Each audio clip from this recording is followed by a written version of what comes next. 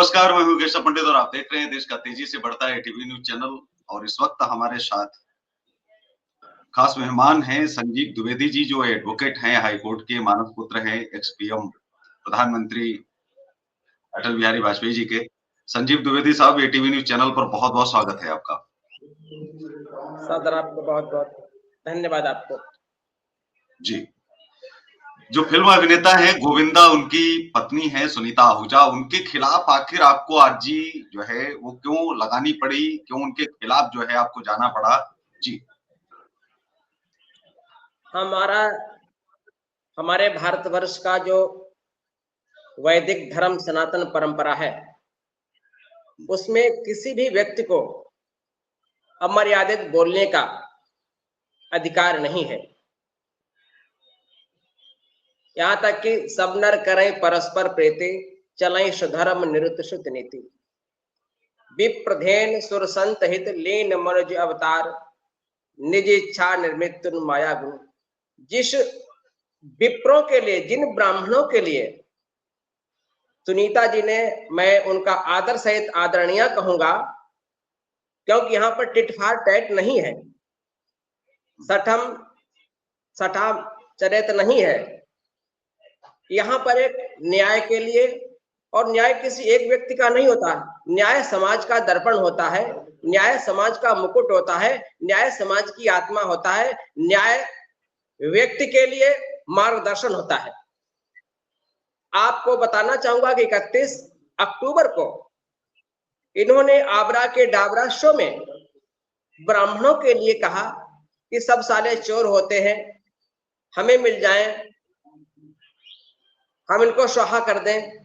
इतना साले जानते हैं तो पंडित क्यों हैं, राजघराने में क्यों नहीं, राजमहल में क्यों नहीं रहते।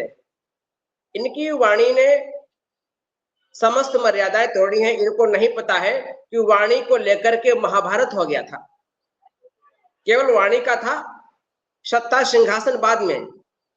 और इन्होंने जो हमारा डेमोक्रेटिक लाइफ है, जो हमारा डेमोक्रेटिक सिस्टम है, जो नागरिकों का राइट है, नागरिकों की ड्यूटीज है, उस पर कुठाराघात किया है और पब्लिक प्लेटफॉर्म पर कहा है। आप किसी एक व्यक्ति के लिए, एक व्यक्ति गलत हो सकता है, लेकिन आपने entire community has been abused by the Shrimati Sunita Ahuja ji ने पूरे समाज को गाली देकर के भारतीय संविधान की आत्मा को ठेस पहुंचाया। इन्होंने नहीं मालूम है कि भगवान राम लंका जीत कर आते, भारतीय संविधान के पहले पृष्ठभाग में भगवान राम का चित्र है विजय का, और भगवान राम स्वयं कहते हैं विप्रधेन सुर संत लीन मनुज अवतार। उन्होंने अपने जीवन में एक दर्शन दिया है मर्यादा का। और आप डॉक्टरेट हो, आप पढ़ी लिखी हो, यहाँ कबीर अनपढ़ है। कबीर जी देखो, कबीर जी का एक एक शब्द कितना व्यापक है, कितना विराटत्व भाव लिए भारतवर्ष की लिटरेचर में। और आपने क्या कहा, सब साले चोर होते हैं। हमें तो विलियम शेक्सपियर कहते हैं, when gold is rusted heart sell iron do. जब सोने में जंग लग जाएगी तो लोहा क्या करेगा। आप समाज में एक ऐसी कम्युनिटी को, जिसका सिद्धांत हमेशा ज्ञान अर्जन रहा है, धर्म की स्थापना के लिए रहा है, विश्व के कल्याण के लिए रहा है, और सर्वभवन्तु सुखिनः सर्वे सन्तु निरामया का रहा है, जिनके ब्राह्मणों के तपस्या से एक श्लोक उदय हुआ था, जिससे भारतवर्ष की पार्लियामेंट का शिलान्यास हुआ था, एडमिन लुटियंस ने किया था। अयम निजा परे वेद गणना लग चेत साम उदार चरिता नाम तो वसुदेव कुटुंबकम। यहाँ उदार चरित के वसुदेव कुटुंबकम का व्यापक जय घोष का नाद होता रहा।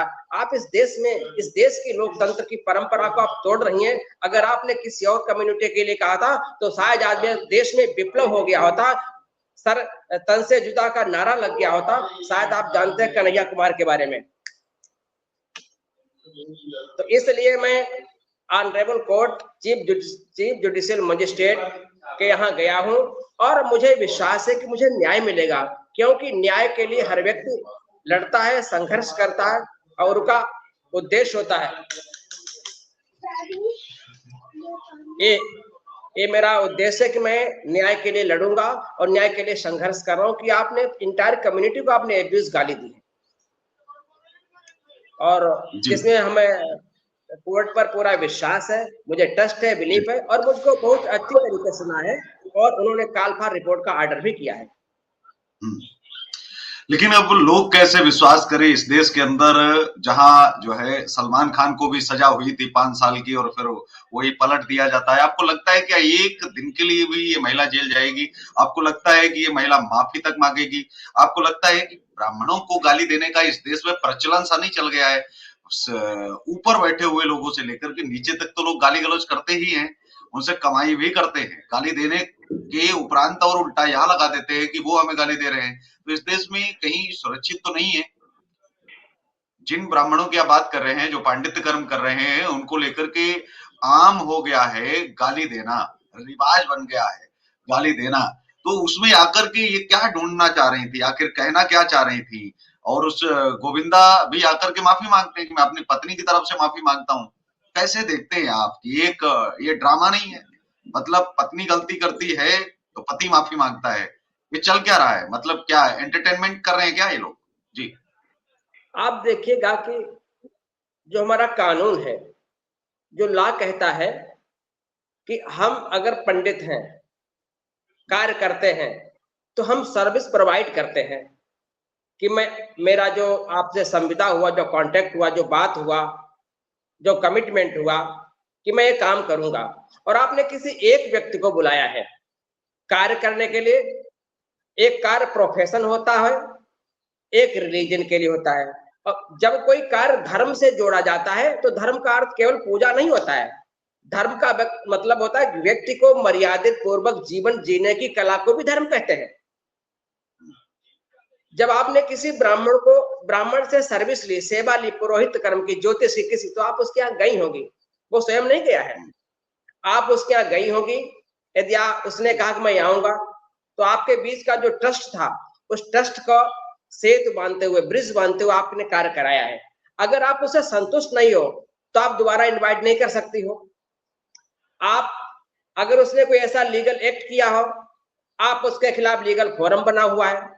आप खुलेआम प्लेटफॉर्म जो सार्वजनिक जीवन में, सार्वजनिक मंच पर और सार्वजनिक लोगों के बीच में ब्राह्मणों को गाली देना, इसके लिए मैं किसी भी कीमत पर मैं इनके लिए कोई दया मेरे लिए मेरी दया नहीं होगी, क्योंकि दया उसके प्रति होता है जिसकी वाणी में सौम्यता हो, शिष्टता हो और आदर हो। आपने अब उनके जो पति हैं गोविंदा जी, वो माफी मांग रहे हैं। ये कोई प्रॉक्सी वोटिंग नहीं है कि हम इनको प्रॉक्सी वोट कर रहे हैं, प्रतिनिधि इनको वोट कर दें। हमारे कानून कहती है अगर पिता ने अपराध किया तो पिता को ही दंड होगा, लड़के को नहीं होगा। अगर लड़के ने क्रिमिनल कोई कार्य किया है तो लड़के को होगा, फादर को नहीं होगा। ये कोई ऐसा नहीं है कि आप प्रॉक्सी वोटिंग में आप गोविंदा का कोई गोविंदा राइट ही नहीं, न गोविंदा की ड्यूटी है। यहाँ पर गोविंदा ड्यूटी राइट्स दोनों से डिबा रहे हैं। उनको न तो हम माफी उनसे कह सकते हैं कि आप माफी मांगिए, और न माफी दे सकते हैं कि जिसने इलीगल एक्ट किया है वो वाणी से। वाणी एक ऐसा, वाणी के द्वारा समाज का निर्माण भी होता है और समाज में विध्वंस भी होता है। भगवान श्री कृष्ण ने वाणी से कृष्ण ने अर्जुन को संदेश दिया है। तो अब आपको बताना चाहिए जो आर्टिकल 19 है, freedom of liberty, freedom of dignity, freedom of speech और सैंक्टिटी ऑफ स्पीच की वाणी में कितनी पवित्रता होनी चाहिए, वाणी में कितनी मर्यादा होनी चाहिए, वाणी कितनी संयमित होनी चाहिए और वाणी कितनी पवित्रता के साथ साथ उसके शब्दों का कितना दूरदर्शन है, जो समाज में कितना उसका अहम रोल है। आपने एक मजाक के रूप में ब्राह्मणों का अपमान किया, मजाक किया है। आप अपनी फिल्म बनाइए, हमें कोई मतलब नहीं है। आप कहीं जाती हो, आप फिल्म पर सिग्नेचर करते हो या करती हो, तो आपका जो एग्रीमेंट हुआ था उसके थ्रू आप चलते होंगे। लेकिन यहाँ पर आपने अगर एक पंडित ने एग्रीमेंट किया आपसे किसी फंक्शन कराने, रिलीजियस फंक्शन के लिए, किसी अनुष्ठान के लिए, तो आप उसके खिलाफ जा सकती हो। लेकिन श्रीमती सुनीता आहूजा जी ने उत्तर भारत से लेकर दक्षिण भारत तक सभी पंडितों को, सभी पुरोहितों को, सभी वेदांग निधियों को, सभी जो हमारी वैदिक परंपरा में विश्वास करने वाले संतों महात्माओं, संत महात्मा तो उसी अनुष्ठान के बगैर चल ही नहीं सकते। आप देखिए 14 जनवरी मकर संक्रांति आती है, उत्तर भारत से दक्षिण भारत तक ज्योतिष के अनुसार चलता कि नहीं चलता है? सबने इसको स्वीकार किया, अंगीकार किया, अधिनियमित और आत्मर्पित किया है। तो आप ने पूरी ज्योतिष के साथ साथ उस मानव जो भारतवर्ष का जीवन है उसको पूरा डिस्ट्रॉय किया है। और मैं माननीय न्यायालय में गया हूं कि मुझे ही नहीं, इस आम जनमानस के जो जो क्या नाम प्रतिष्ठा पर जो गाली दी गई प्रतिष्ठा पर, उस प्रतिष्ठा को पुनर्स्थापन के लिए मैं कोर्ट में गया हूं। और यहां तक नहीं, मैं श्रीमद् भगवद गीता, कबीर की दोहावली, चाणक्य नीति, विदुर नीति, भीष्म नीति, श्री रामचरितमानस, मैं विभिन्न और कानून के भारतीय संविधान के विभिन्न सेवरल जजमेंट्स हमने प्रोवाइड कराए हैं। और मैं इसकी लड़ाई लड़ूंगा। ये हमारी लड़ाई नहीं है, ये व्यक्ति की नहीं है, ये समष्टि की लड़ाई है, ये ब्राह्मण व्यक्तित्व की लड़ाई है।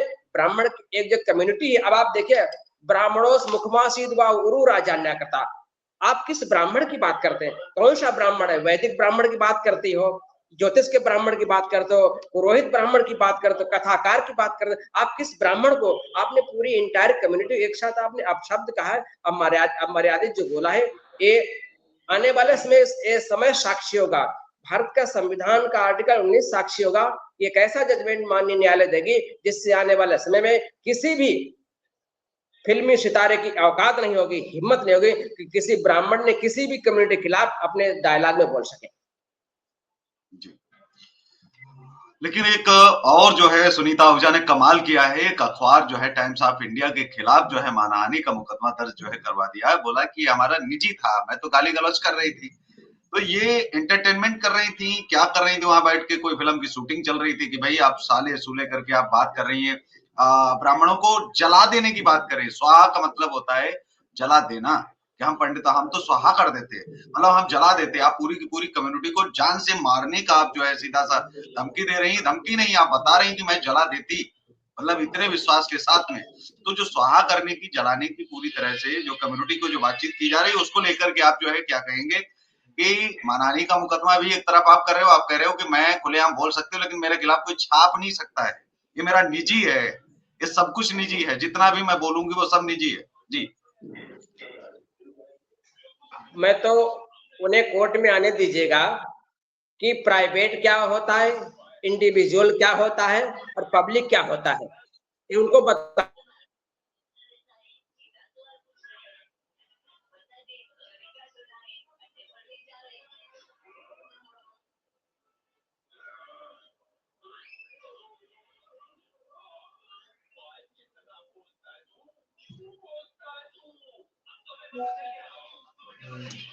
आपकी आवाज नहीं आ रही है मैं संजीव जी, आपकी आवाज नहीं आ रही जी, अभी आ रही है जी, कंटिन्यू प्लीज। जब आपने किसी सिंगल पर्सन के सामने जिसकी वॉइस, अब उसको प्राइवेट की परिभाषा क्या होती है उनको बताना पड़ेगा कि निजी क्या होता है।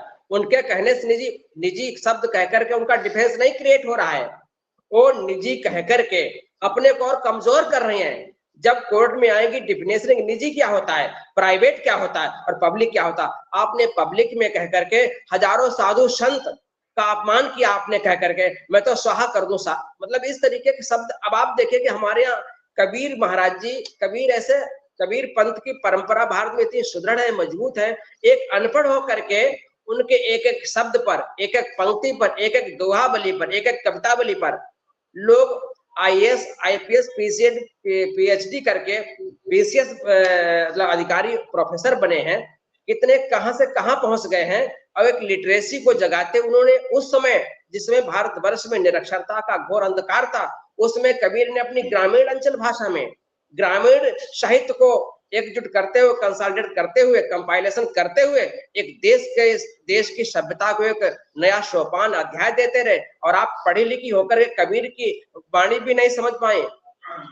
कबीर ने स्वयं भी कहा कि ऐसी वाणी बोलिए मन का आपा कोई, औरण को शीतल करे आपो शीतल होए। और वाणी कैसी होती है? वाणी का अर्थ होता है कि जिसमें आपकी शब्दों में साहित्य हो। साहित्य का मतलब ये नहीं कि आप किसी चैप्टर से हो, साहित्य का मतलब होता है संसदीय हो। जो शब्द आप किसी पर कह रहे हो, अगर वो शब्द आप पर प्रयोग हो तो आपको प्रफुल्लता प्रसन्नता होनी चाहिए। ये होता है शब्दों का प्रयोग, ये होता है शब्दों का संयोजन, ये होता है शब्दों का दर्शन। लेकिन आपने जो कहा कि सब सालों को स्वाहा कर दें, क्या यही शब्द आप पर अगर अप्लाई करे कोई तो आप क्या कहेंगे?